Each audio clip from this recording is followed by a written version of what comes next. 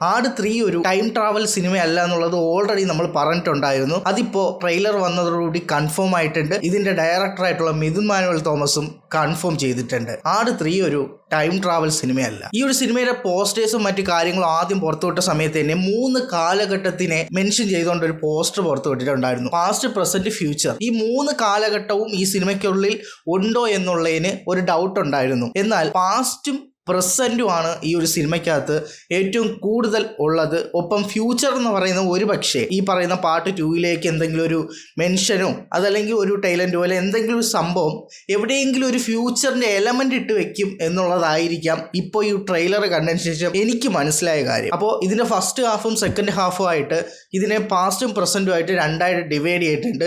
ഈ 2 കാലഘട്ടത്തിലുള്ള ക്യാരക്ടേഴ്സ് അങ്ങോട്ടും ഇങ്ങോട്ടും തമ്മിലുള്ള ആട് 1ലും 2ലും നമ്മൾ കണ്ടത് പോലെ എന്തെങ്കിലും ഒരു കാര്യത്തിന് പുറകെ അവർ ഓടുന്ന തന്നെയാണ് ഈ ഒരു ആടെന്ന് പറയുന്ന ഫ്രാഞ്ചൈസിയുടെ ഒരു മെയിൻ പ്ലോട്ട് എന്ന് പറയുന്നത്. ഒരു എപ്പിക് ഫാന്റസി ആയിട്ടുള്ള ഒരു ഐറ്റത്തിന്റെ പുറകെ ഓടുന്ന നമ്മുടെ പാപ്പനും പിള്ളേരും ആയിരിക്കും ആട് 3 എന്നുള്ളത് ഞാൻ പറഞ്ഞിട്ടുണ്ടായിരുന്നു. അത് തന്നെയാണ് ട്രെയിലറിനകത്ത് മെയിൻ ആയിട്ട് പറഞ്ഞിരിക്കുന്നത്. ജയസൂര്യയുടെ ആ ഒരു വോയിസ് ഓവറിലൂടെ പറയുന്ന ആ ഒരു എലമെന്റ്, അതാണ് ഞാൻ പറഞ്ഞ ആ ഒരു ഫാന്റസി എലമെന്റ്. അത് എന്ത് സാധനമാണെന്നുള്ളതിന്റെ ഒരു കറക്റ്റ് ആയിട്ടുള്ള ഒരു ക്ലൂ അവർ തന്നിട്ടില്ല. പക്ഷേ ഇതൊരു പാസ്റ്റുമായി റിലേറ്റഡ് ആയിട്ടുള്ള ഒരു എലമെന്റ് ആണെന്നുള്ളതാണ് നമുക്ക് അതിൽ നിന്ന് ഏകദേശം ഒരു ഐഡിയ കിട്ടിയത്. പാസ്റ്റിലെ ആ ഒരു രാജാവുമായിട്ട് റിലേറ്റഡ് ആയിട്ട് വരുന്ന എന്തോ ഒരു എലമെന്റ് ആണ്, ഈ ഒരു ഫാന്റസി എലമെന്റ് ആണ് പ്രസന്റിൽ നമ്മുടെ ഈ പാപ്പനും പിള്ളേർ ഓടി കണ്ടുപിടിക്കാൻ വേണ്ടി നടക്കുന്നത്. ഇവർ രണ്ടുപേരും തമ്മിൽ ഒരു ബ്രിഡ്ജ് വേണം.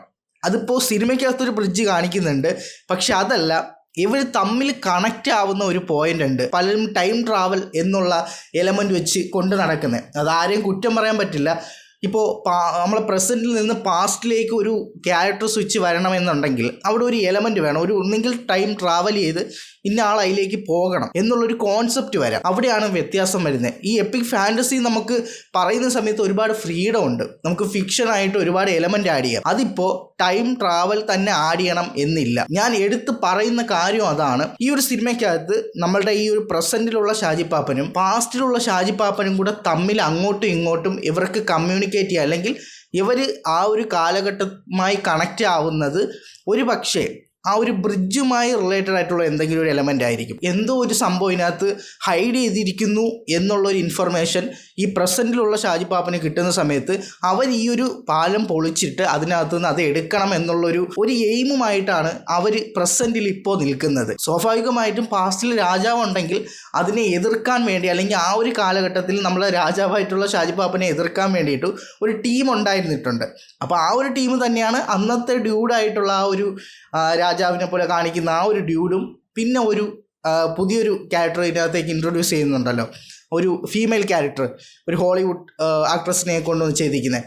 അപ്പോൾ ആ ഒരു ക്യാരക്ടറിൻ്റെയും ഒരു പാസ്റ്റ് ഉണ്ട്. അപ്പോൾ അവരെല്ലാവരും കൂടി ആ ഒരു പാസ്റ്റിൽ ഉണ്ടാക്കി വെച്ച പ്രശ്നങ്ങൾ, വീണ്ടും ആ പ്രശ്നങ്ങൾ നമ്മുടെ കറൻറ്റ് സ്റ്റേജിൽ പ്രസൻറ്റിൽ റിഫ്ലക്റ്റ് ചെയ്യുകയാണ്. അതിന് നമുക്ക് വേണമെങ്കിൽ ഒറ്റ വാക്കിൽ ഒരു പുനർജന്മം എന്ന് വേണമെങ്കിൽ പറയാം. അതായത് പ്രസൻറ്റിൽ ഇന്നുള്ള എല്ലാ ക്യാരക്ടേഴ്സിൻ്റെയും അവരുടെ കഴിഞ്ഞ ജന്മങ്ങൾ, തലമുറകൾ പിന്നിലേക്ക് പോകുന്ന സമയത്ത് അന്നത്തെ ഷാജിപ്പാപ്പനും ആ ഒരു പിള്ളേരും ആ ഒരു ടീമും ആയിരുന്നു ഇപ്പോഴത്തെ ഈ ഒരു കറണ്ട് സ്റ്റേജിലുള്ള ഈ ഒരു ഷാജിപ്പാപ്പനും പിള്ളേരും. അപ്പോൾ ഇന്ന് ഒരു പാപ്പരാണ് ഇവർ കറങ്ങി ഈ പ്രശ്നങ്ങളൊക്കെ ഉണ്ടാക്കി ഓരോന്നിൻ്റെ പുറകെ ഓടുന്നു എന്നുള്ളവരാണെങ്കിൽ അവർ പണ്ട് ഇപ്പോൾ രാജാവും അവരുടെ ഭടന്മാരും ഒക്കെ ആയിരുന്നു. അവരിങ്ങനെ കാലഘട്ടപ്പെട്ടിങ്ങനെ മാറി മാറി മാറി ഇന്ന് നമ്മൾ കാണുന്ന ഈ ഒരു ഷാജിപ്പാപ്പനായിട്ട് മാറിയിരിക്കുന്നത്. ഇങ്ങനൊരു കാലഘട്ടം ഉണ്ടായിരുന്നു എന്ന് ഷാജിപ്പാപ്പനും ടീംസിനും മനസ്സിലാവുന്ന ഒരു പോയിന്റ്. ആ ഒരു പോയിന്റാണ് നമുക്ക് ഇപ്പോഴും ട്രെയിലറിനകത്ത് നിന്ന് മനസ്സിലാവാത്തത്. അതാണ് പലരും ടൈം ട്രാവൽ എന്ന് പറയുന്നതും റൈറ്റർ ഡയറക്ടറായിട്ടുള്ള മിഥുൻ മാനുവൽ തോമസ് പറഞ്ഞിട്ടുള്ളത്.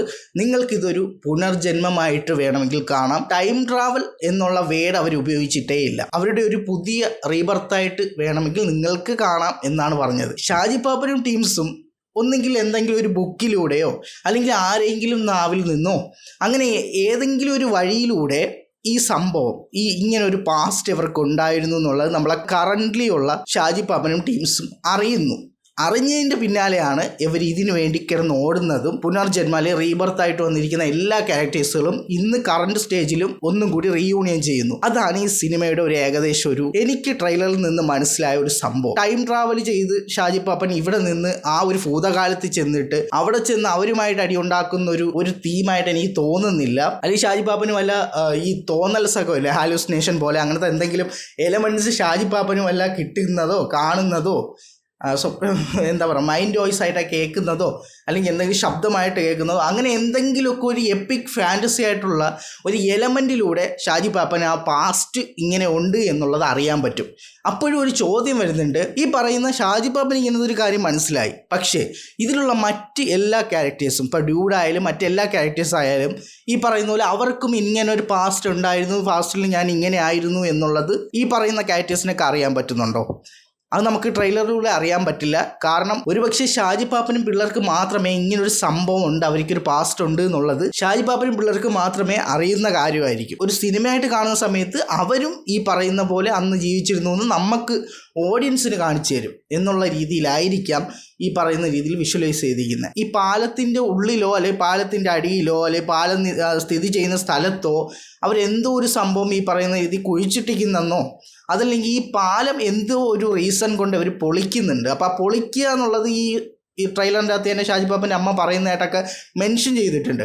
അപ്പോൾ ഈ ഒരു പാലം പൊളിക്കണം എന്നാണോ അതല്ലെങ്കിൽ ആ പാലത്തിനുമായി റിലേറ്റഡ് ആയിട്ട് എന്തോ ഒരു സംഭവം പണ്ട് ഇവിടെ ഉണ്ടായിരുന്നു എന്നുള്ള രീതിയിലാണോ എന്നുള്ളത് നമുക്ക് ക്ലാരിറ്റി ഇല്ല. അതിപ്പോൾ എന്തൊരു എലമെൻ്റ് ആണെന്ന് പറഞ്ഞിട്ടില്ല. കുറേ ട്രഷേഴ്സും കാര്യങ്ങളൊക്കെ കാണിക്കുന്നുണ്ട്, പക്ഷെ അതൊന്നുമല്ല, എന്തോ ഒരു യുണീക്കായിട്ടുള്ളൊരു സംഭവം അവർ അന്ന് ഹൈഡ് ചെയ്യുന്നുണ്ട്.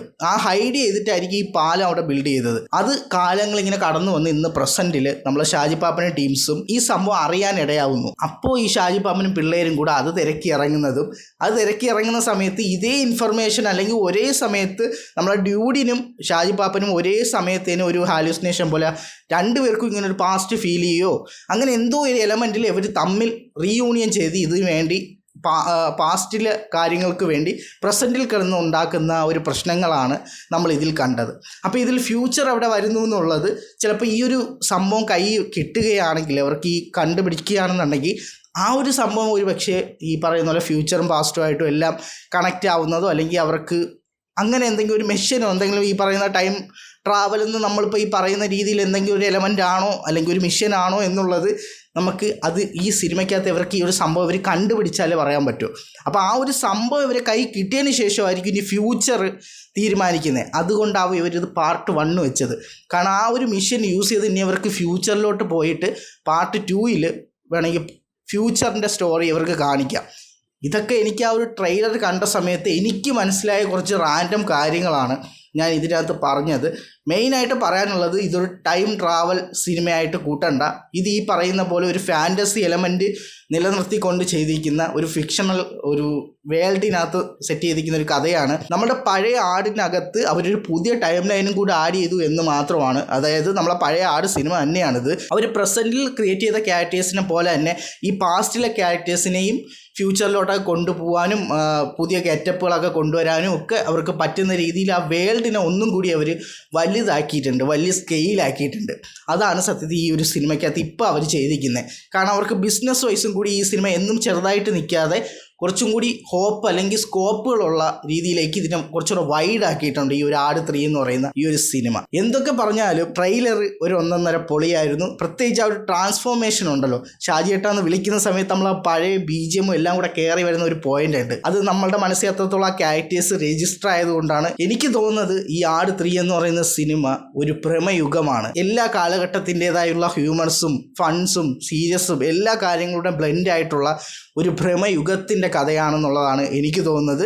ആഫ്റ്റർ ആട് 3 റിലീസ് ഡ്യൂഡ് എന്ന് പറയുന്ന ക്യാരക്ടർ എഴുതി വെച്ചോ വിനായകൻ്റെ അടുത്തൊരു നെക്സ്റ്റ് സംസാര വിഷയമാകാൻ പോകുന്ന മറ്റൊരു കഥാപാത്രമായിരിക്കും ആടിലെ ഡ്യൂഡ്. Come to daddy. നിങ്ങൾ മറന്നു എന്ന് ഞാൻ വിചാരിക്കുന്നു. നിങ്ങൾ സബ്സ്ക്രൈബ് ചെയ്തിട്ടില്ല, പെട്ടെന്ന് തന്നെ സബ്സ്ക്രൈബ് ചെയ്തിട്ടോ.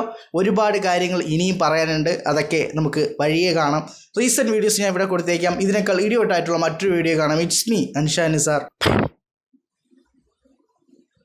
Come to daddy.